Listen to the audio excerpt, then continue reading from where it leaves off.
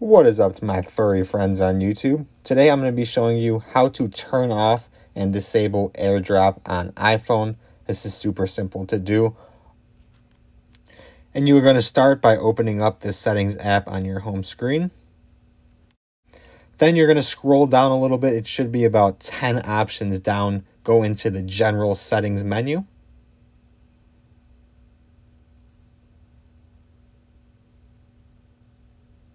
And inside General Settings here, you will see 4 options down.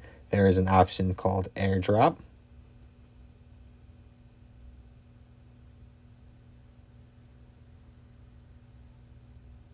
Click on AirDrop, and once you are inside here, you will see 3 separate options. For me, I had it enabled to contacts only, where only people I have added to my contacts can send me AirDrop. And you could also simply choose the top option to disable it completely. That is all I have for you in today's tutorial. If you had any questions, leave them in the comment box below. Otherwise, subscribe if you haven't already. Thank you for watching, and I will see you in the next video.